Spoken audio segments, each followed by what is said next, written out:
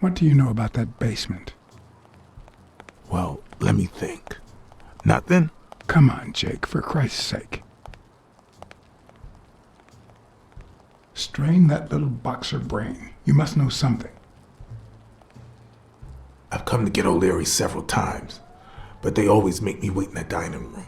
One day it was so late that the restaurant was closed. They made me call from a payphone in that alley over there to let them know I was here. A few minutes later, O'Leary came out the back door, that red one there. All right. You stay by the payphone. Wait till I'm inside. If you see anyone, call the same number you did that one time.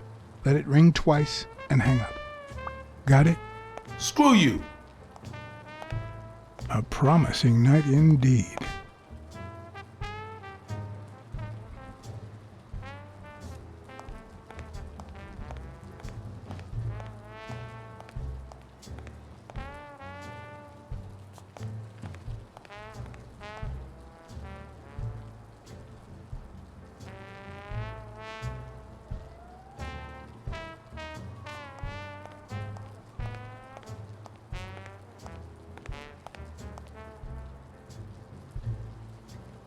No.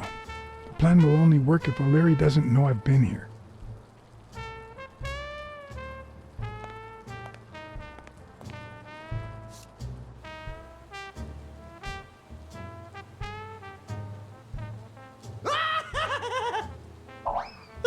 Would he even notice if I got in?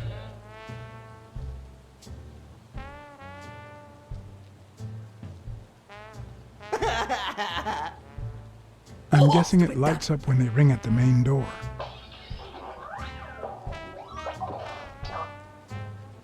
Does he need a shotgun to deal with suppliers?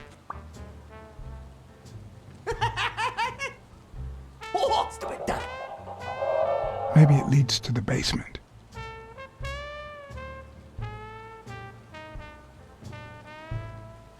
Something tells me he'd notice me no matter how stealthy I was.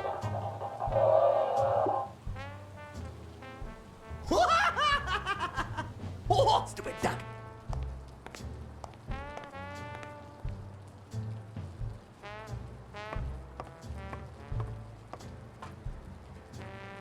Could it be an elevator shaft? How does this thing open?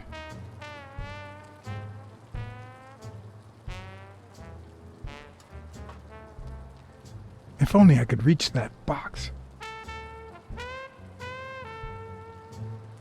If I'm right and this is a service elevator, it could be my gateway.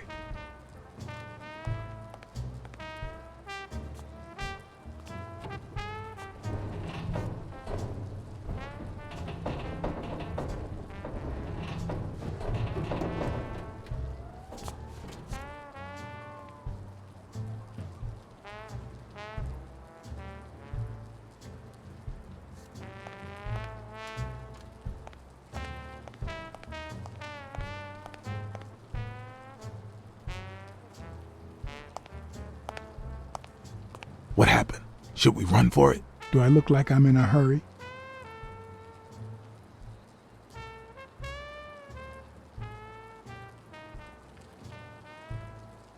There's a trapdoor on the ground, right by the restaurant. Does that sound familiar?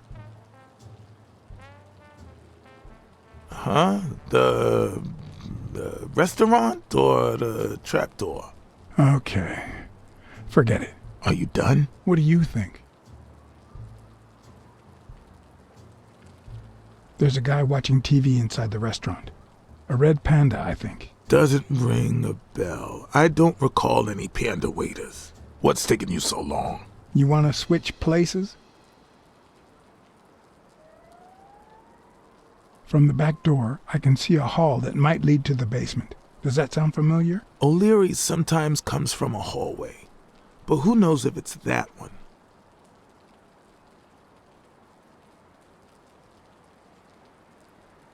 Check out that graffiti. You're in On Leon Tong territory. Wow, I thought the Tong Wars had ended years ago. Maybe someone nostalgic just got bored. Damn Chinese mafias. Yeah, American mafias are infinitely better, no doubt.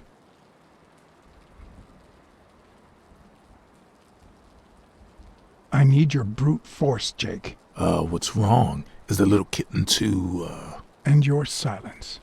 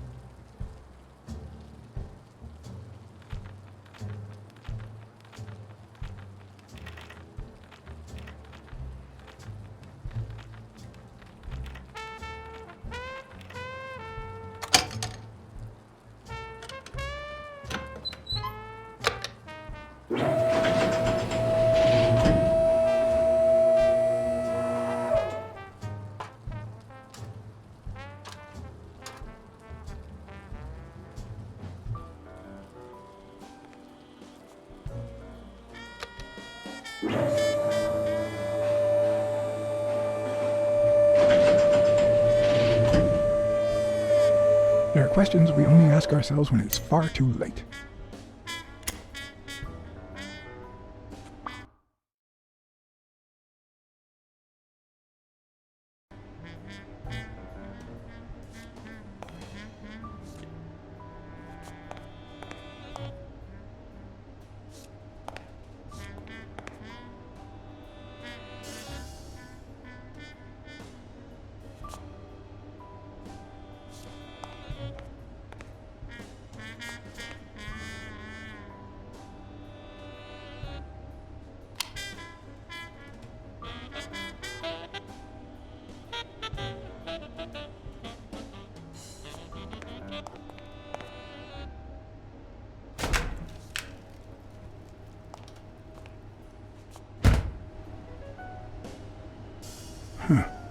I was expecting some frozen bodies.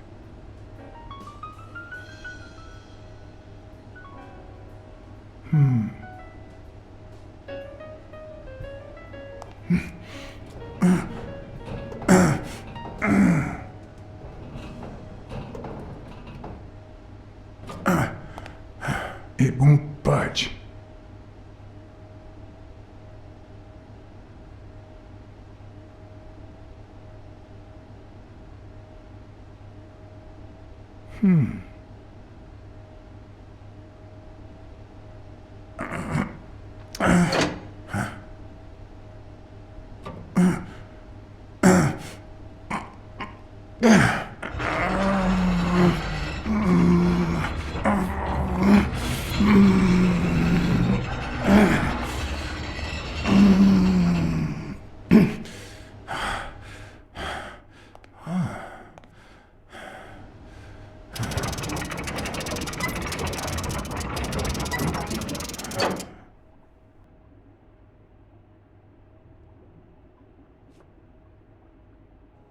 The odds are incredibly in Stone's favor. I guess that he's the reigning champion, and Bobby Yale is just a contender, but maybe word got out about his condition.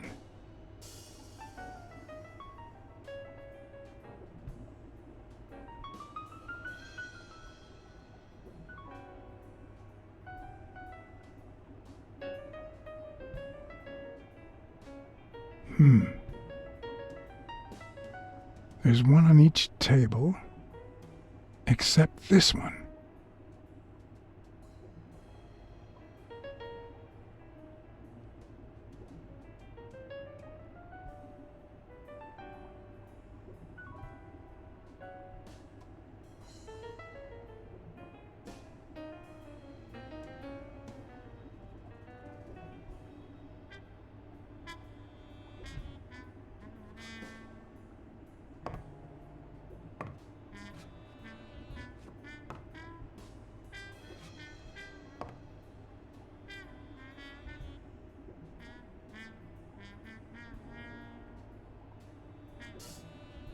Does O'Leary have a network of pals?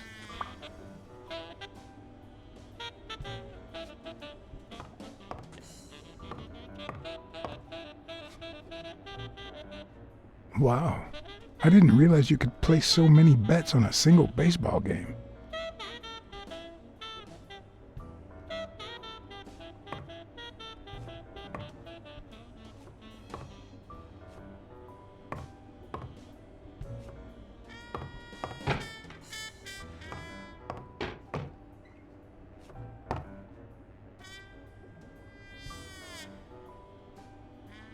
It looks like a summary of all the bets that come in. Day, amount, bet, wagerer.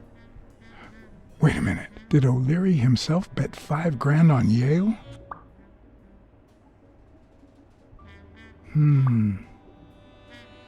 A little thingamajig that adds on its own. What'll they think of next?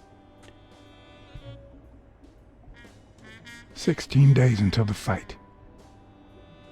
Sometimes I forget that criminals, even the office variety, have family and kids. Anyway, maybe things aren't so bad on the dark side.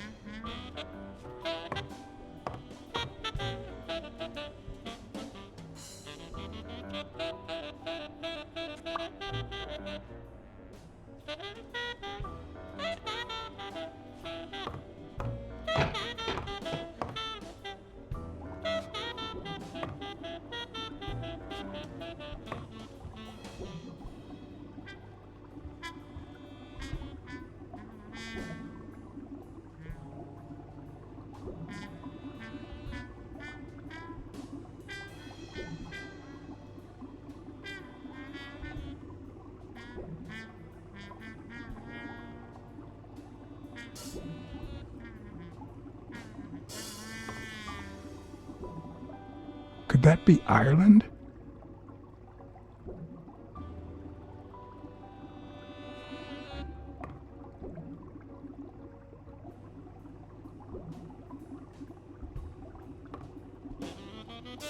I'd say that's Ireland too.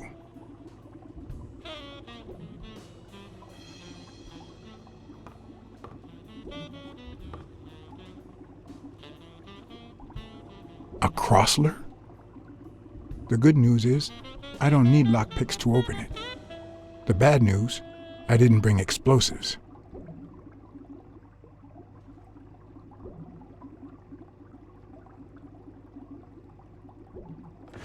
Even Dunn had a gun in his office. O'Leary couldn't possibly be the exception. Dunn had $200 in his safe. O'Leary had about $20,000 in a drawer.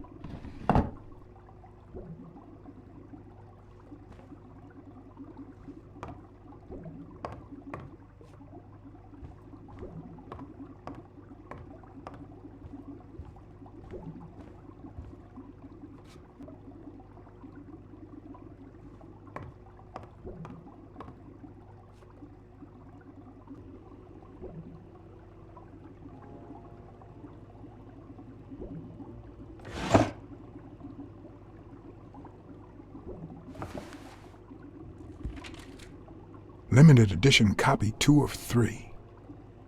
We listen, if you call it listening, to the sentimental romance. Your eyes act like the moon.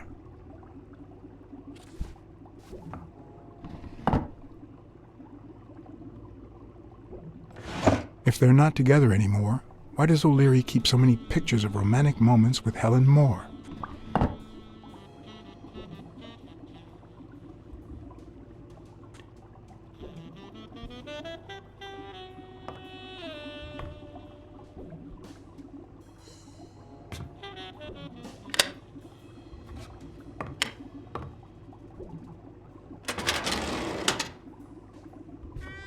The painting concealed file after file of celebrity reports with all sorts of shady information, ranging from S to Z. Almost all of them were athletes. Is that what O'Leary meant when he said that detectives and police officers were his friends? I wonder how many spy for him. If I were to pitch in, who would I spy on?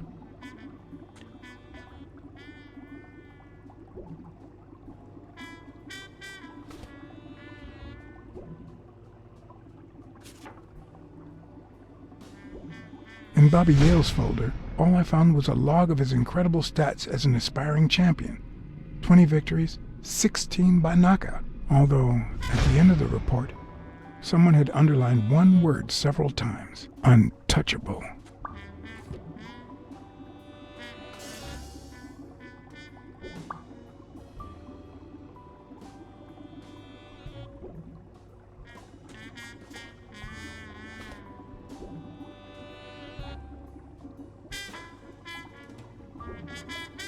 Thorpe had been a rising football star before the war, which he came back from with honors and decorations. After the truce, he resumed his career.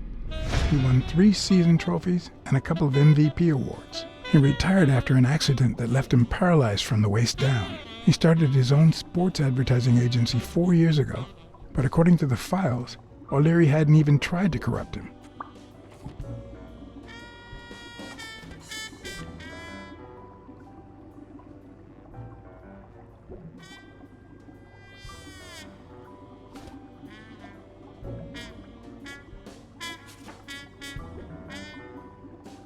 According to Stone's report, he was so clean, not to mention hard to corrupt, that O'Leary opted for a more subtle strategy. Apparently, when he broke up with the tennis player Helen Moore, he set her up with Stone. Lucky for him, they hit it off. As I put away the report, I stopped in my tracks.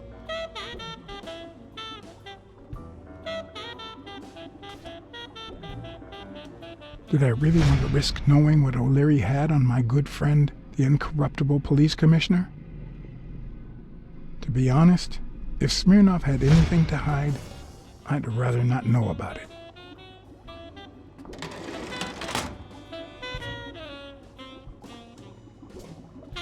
Ireland, of course. This guy's obsessed.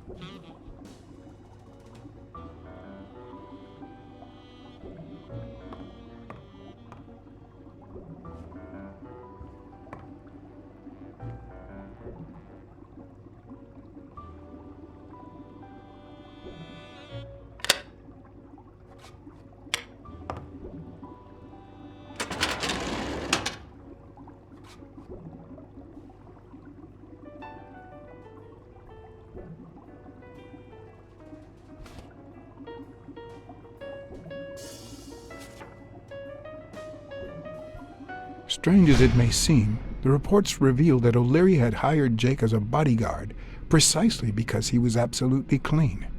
Apparently, he liked to surround himself with honest people when he mingled with the high society.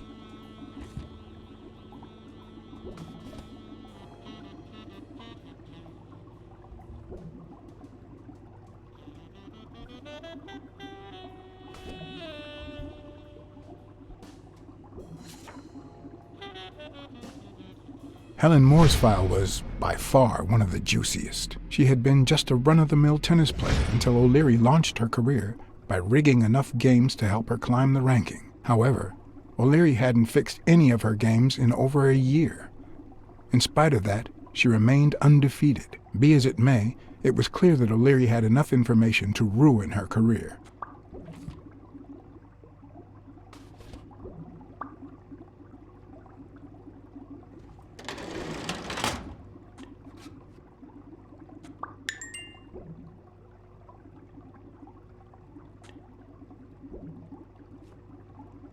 I hope I never become the object of O'Leary's obsession.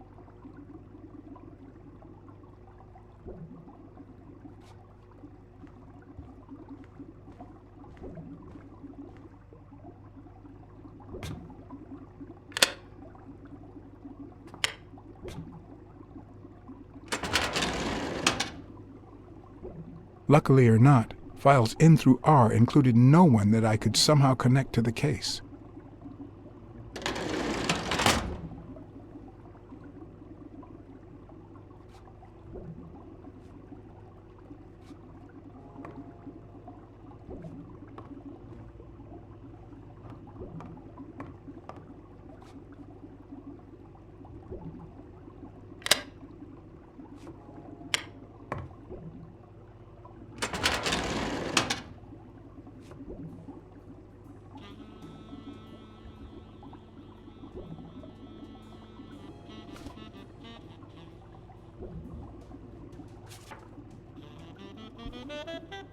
Dunn's integrity was legendary, even in O'Leary's shady reports, just like Yale had said.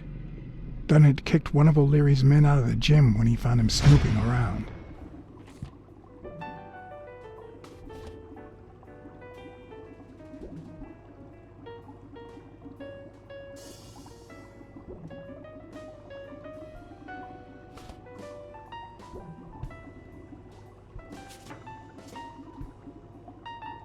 The report on Yale's father was the shortest of all, since only his name was left. Why?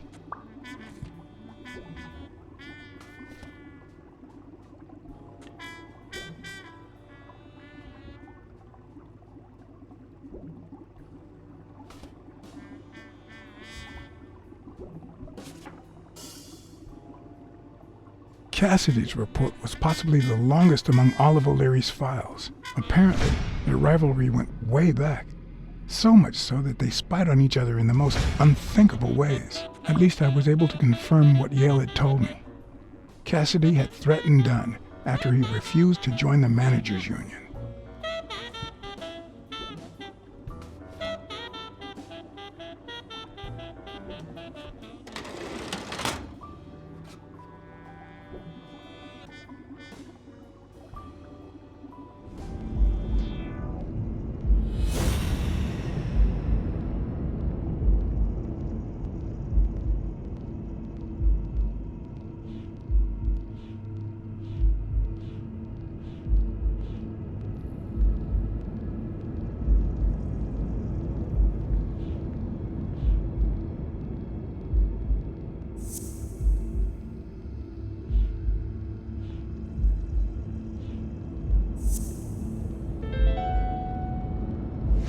I'd say O'Leary has threatened Stone with ruining Moore's career.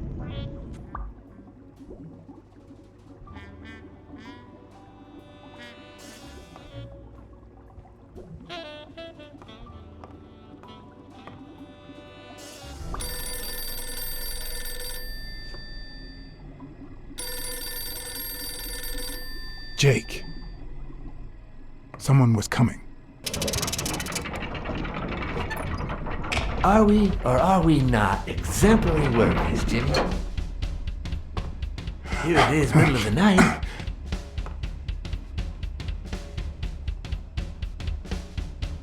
And we're working extra hours.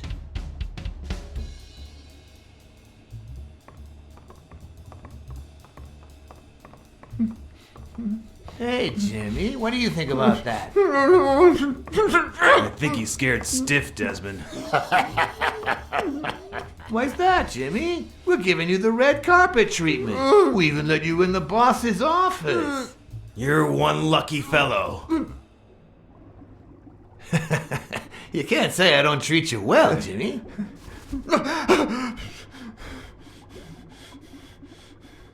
Yeah, Speak, you moron. very well. Why are you... Shh. Calm down.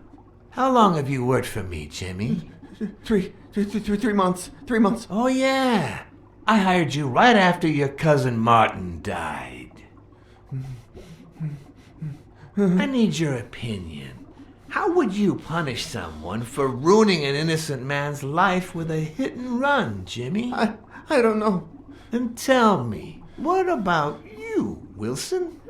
What would you do? No, please. I didn't do anything. I swear.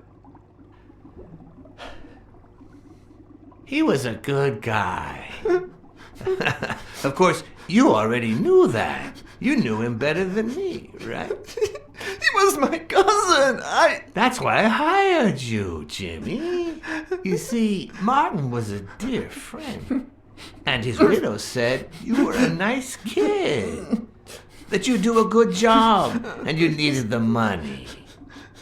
And I have a soft spot for those in need. Please. But, you know what? I talked to her just yesterday.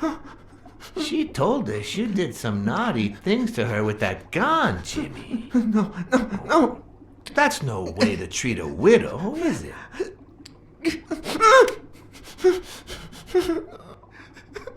She's lying. Why would I do that? What about the kid? Are you so sure you know how long a kid can hold his breath? With his little head inside a toilet bowl? Son of a bitch. I didn't want to. It was his idea. Selfishly, I was glad I hadn't risked my life to save Jimmy. Maybe not even someone like him deserves to die. But one could also argue that I didn't deserve to die for someone like him. Who's your boss? Give me a name! Cassidy, it was his idea. He said you'd hired me if I'd managed to scare the widow, and I just... All right. Let's just calm down now. Okay? It's gonna be okay.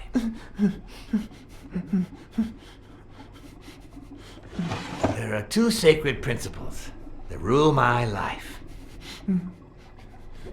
The first principle is the love for my family. I'd do anything to protect them. The second principle, I never put my future in the hands of fate. I always play it nice and safe. And I would even add a third principle, or better yet, a rule. If anything threatens either of these two crucial principles, I take matters into my own hands. You see where this is going? For the first time, I got someone killed. Even though all I really did was rat him out. No, I just... Stop interrupting me, Jimmy! It's not polite! You're all the same. So rude. You know what? Let's leave it at that. You're going to give a message to that disgusting walrus Cassidy, aren't you? Yeah, sure. Whatever you say. Yeah, sure. Good boy. What's the message? Oh, Jimmy. You still don't get it, do you? You are the message.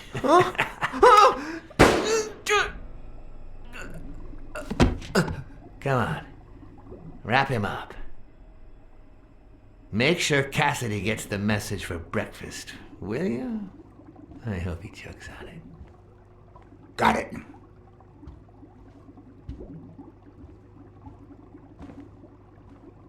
Where are you hiding, little fishy? Once again, you didn't get to hear the end of my story.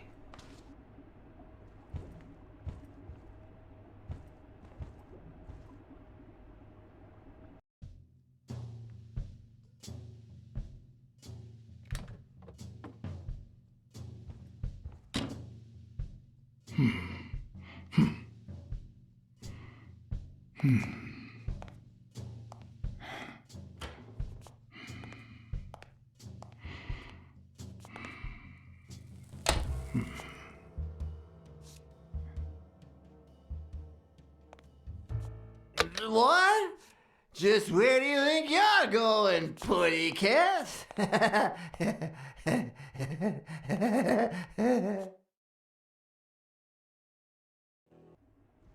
Two sacred principles rule my life. The first is the love I feel for my family.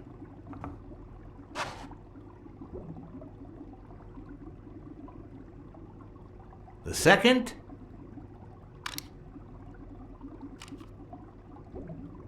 never leave destiny in the hands of fate. I always play it nice and safe. And I'd even add a third principle, or better yet, a rule. If anything threatens either of these two principles, I take matters into my own hands. The first time that someone died because of me, even though all I did was rat him out, well, that guy ended up in the Hudson River, right off Pier 27. He's got to be even wetter than that fish by now. You should have seen his face. It's interesting what comes to mind when you think you're about to die. Suddenly all I could think about was how much I wanted a pet fish. You too, Bruce? Anyway, I was 14 years old, and I still dream about him, about his widow and his son. By then, I was adamant about buying a fish. But first... That was that. Never again. Nowadays, whether it's me who pulls the trigger or not, I have zero regrets. What's more, I sort of enjoy it.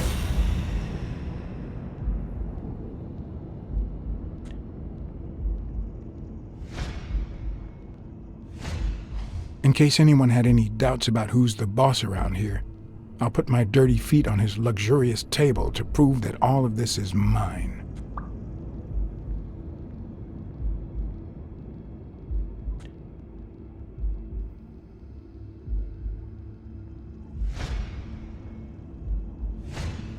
His pupils are dilated, and there's a slight grin on his face. The bastard is enjoying himself.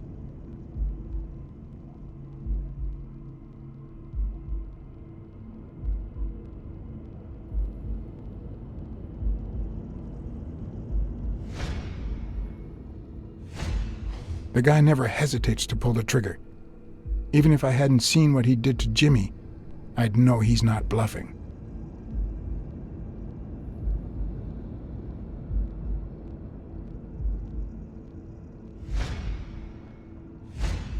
When a mob boss declares his love of family, it can only mean that A, he won't hesitate to ruin yours, and B, he's cheating on his wife. I knew I had it in me to get out of that place alive.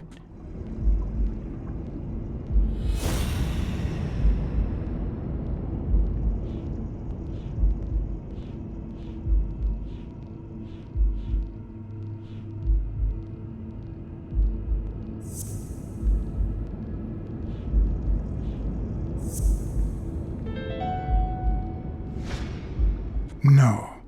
O'Leary's wife is having an affair with Colbert? Should I serve this to O'Leary on a silver platter? Or threaten Colbert so he'll get me out of this mess? And, well, that's it, I think.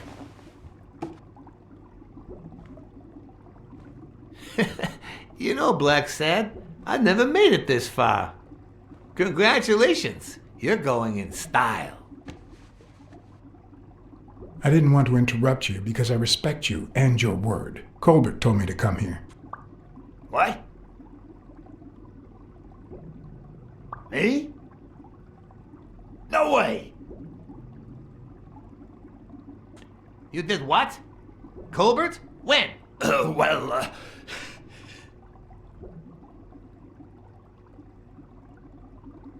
Yeah, remember when I called you on the phone? Don't you remember that cocky drunk guy?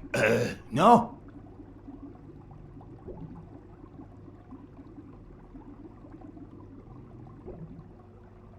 He kept bragging about how he was banging another guy's wife. Oh? Oh, yeah. Weird times, huh? Yeah, and you congratulated me for finding Yale and saving your life. Several times.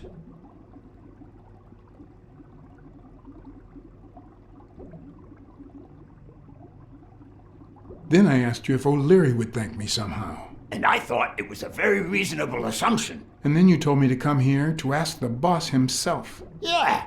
I think you deserve it. Right, Desmond?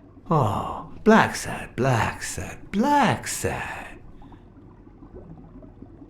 Thank you. And sorry for jumping to conclusions. First, you get a random beating from Wilson. And here we are.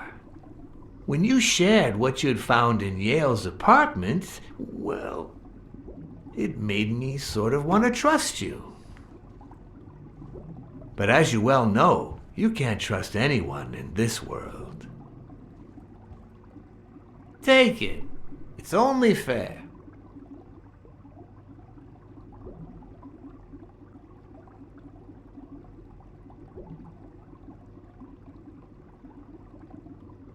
I want to bet it all on the fight, on Sonia Dunn's behalf. Oh, what a romantic you are. We listen, if you call it listening, to the sentimental romance.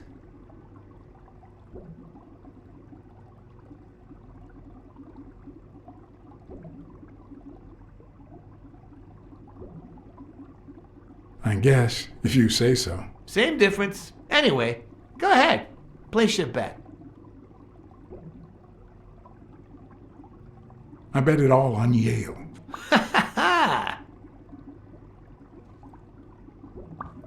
Oh, Blacksad. Aren't these odd hours to pay me a visit? Your message was important, but certainly not urgent. It could have waited until tomorrow, don't you think?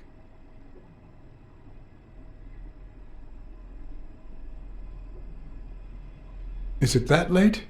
I'm too poor to own a watch, which is what happens to those who refuse bribes.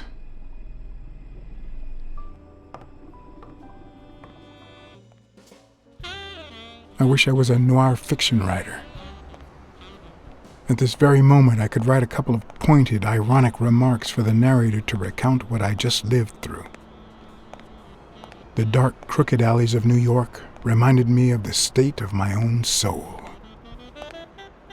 No. Fall loomed over me with the... Fall struck me with the full force of my long-lost youth. Nah, not that.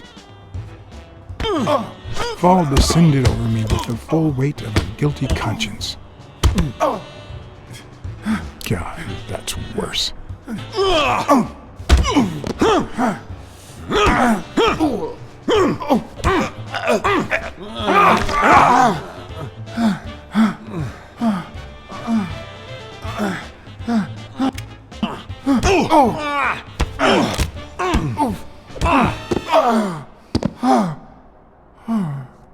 What were you thinking? He wants him alive!